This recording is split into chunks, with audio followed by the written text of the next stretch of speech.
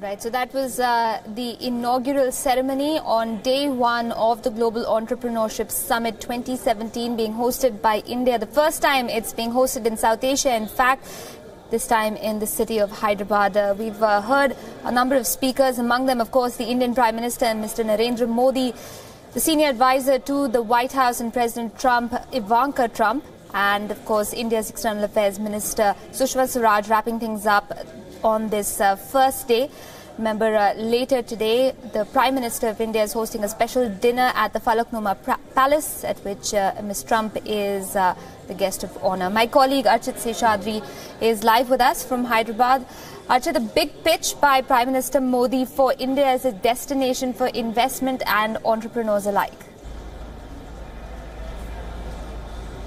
Absolutely. He certainly talked about the accomplishments and the things that India has done over the years, as well as talking about the ease of doing business. He pushed many things that India is certainly proud of and really laid out the agenda, saying that this is why India is important. This is why India is important to the globe stage, and really encouraging other startups and investors to really put their minds and focus in on India. He talked about Ayurveda. He talked about yoga. He talked about the binary system. He talked about digital transactions. So he really put a pledge out there to the community. In fact, we just managed to leave before the mass exodus. There are about 4,000 people inside eagerly listening into what Prime Minister Modi had to say, and he really laid the stage down and set the tone for the next 2 days. What we understand now is heavy security inside the Hyderabad International Convention Center. We also know that Ivanka Trump, who spoke a short while ago, has been whisked away for security. She is now being taken to the Falaknuma Palace, where she will be attending the delegation that Prime Minister Narendra Modi will also be hosting. So lots on the agenda for tonight, but the actual sessions, the workshops, and all of that will take place tomorrow and Thursday. So the ball is now rolling and the stage has now been set. Absolutely, Archit. And so many people gathered. You're pointing out for us 4,000 people who've gathered to hear and be part of this opening day event. And Hyderabad really turning out to be the perfect destination, so to speak, as far as an Indian city goes, because of its special relationship with both entrepreneurship and technology.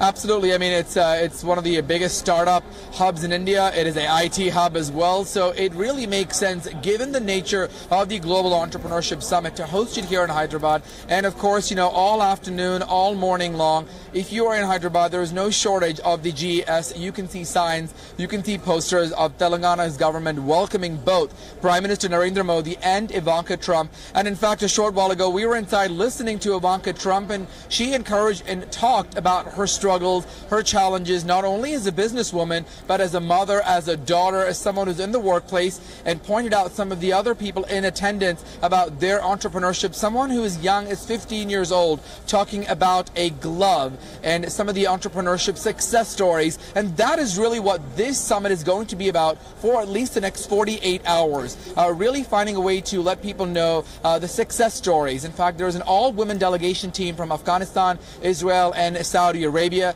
More than half the delegates here are women, so certainly key milestones, and of course all of that fits into the theme, which is women first, prosperity for all.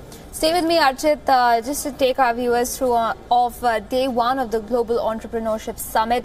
There is going to be a panel discussion which will be moderated by John Chambers, who's the chairman emeritus of American technology giant Cisco. Panelists will include Ivanka Trump, the Indian Defense Minister, Nirmala Sitharaman, Swedish banker and industrialist Marcus Wallenberg, and South African airline executive Sibongile Sambo. So that's some of, or rather those are some of the big speakers who are participating at the Global Entrepreneurship Summit 2017 in the city of Hyderabad. How exactly does the summit pan out for attendees, Archit? How does the organizer, really speaking, and of course the US State Department, hope to allow this engagement between entrepreneurs from both India and the United States, and of course all these other countries, really make the most of this opportunity? But one of the key takeaways that we're hearing from a lot of people here, we've met some entrepreneurs, we've met some social entrepreneurs, people who are engaged in business, people who do business here in India. The key takeaways that we are learning is the ease of doing business, sort of the challenges, perhaps the government interference, and really for everybody to put out those ideas, pitch their ideas, and perhaps talk about the struggles and exchange that information. A lot of networking, a lot of pitching. So it isn't really about just investing or bringing investors, but collaboratively talking about that. In fact, one of the signs outside here behind me says coffee first, collaboration next, which really is essential because all these people are coming here for the same goal, to leave empowered, to learn about what some of the other entrepreneurs from around the world are doing. Around 1,500 entrepreneurs from around the world representing 150 countries, but there are also other people attending to learn about this. Perhaps people who want to start a business, women entrepreneurs, young adults, perhaps trying to enter into one of these industries. Again, 4 tracks, health and life sciences, finance and digital technologies, media and entertainment, and energy and infrastructure. So something for everybody's palate. But of course, the key really is women empowerment, really encouraging more women to get into the world of entrepreneurship. Absolutely. And of course, we're looking at people from a smorgasbord of professions, people from different parts of the world. You were, of course, pointing out that there are all-women delegations from a couple of countries around as well. But in terms of small industries in each of these countries, India, of course, home to so many small enterprises. Do you think the focus is also on how takeaways from these few delegates can filter down, can, perhaps be part of the drip-down process for other people who are engaged in perhaps less visible forms of labor? And I think that's a very interesting question and an interesting point, because Prime Minister Modi just a short while ago, right before Sushma Swaraj took the stage, actually talked about that. Some of the initiatives that India has and it will be able to accomplish. He talked about electricity, especially in the rural parts of India, as well as internet connectivity by 2019. So some of the key struggles that India as a nation is not only facing, but what they're doing to overcome these challenges, perhaps becoming inspiration for some of the other countries around the world to take back and to figure out how was India able to do this. And if India, a country with more than 1 billion people, is able to address these challenges, something that other countries with perhaps smaller populations can take back and implement in their own backyard. Absolutely. Stay with me, Archit. Our colleague Molly Gambhir is also joining in on the conversation from WION's international desk. Molly, of course, a focus again and again on women entrepreneurs. But I think the big takeaway is also about the tagline of this summit, women first, but prosperity for all. And I suppose that really is, the key point over here, that it isn't just about a gender. It's about the opportunities that are created by empowering women all that much more. And that sentiment, in a way, was echoed, Aisha, in that crucial statement that was delivered by Ivanka Trump, advisor to the US president, just a short while back as well. The entire thrust of this event, which brings together as many as 1,500 entrepreneurs from across 150 countries, each region represented in that session that we are going to be witnessing over the next 2.5 days, Aisha.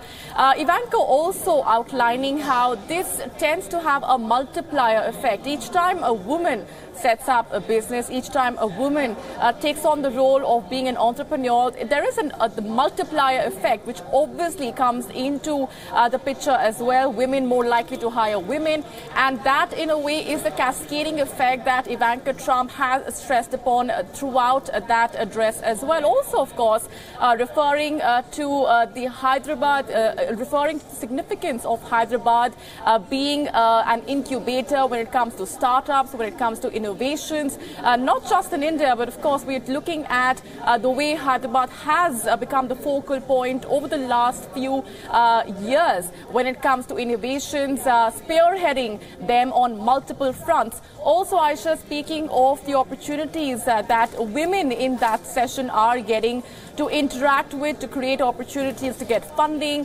to pitch their ideas, to network, and that's in a way the thrust area that has been focused upon not just by Ivanka Trump in that address, but also, of course, by India's External Affairs Minister Sushma Swaraj.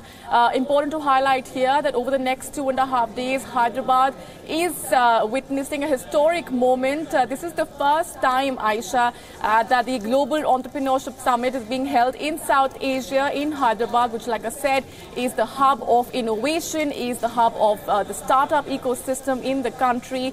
And as Archit and Sumit, our correspondents on the ground, have also been getting us the very latest, over the next 2.5 days, opportunities for each of those women entrepreneurs who are taking part in that session, perhaps getting that privilege or opportunity to also interact with Ivanka Trump, who is an entrepreneur herself and has talked about the challenges involved on multiple levels as well. Absolutely, and she does wear many hats. I mean, she's a mother, a daughter, a White House senior advisor, and of course a very successful businesswoman, a model in the past as well. I'll request both of you, Molly and Archit, to stay on with us as we take a quick break here on the broadcast. We're going to come back with lots more on the other side.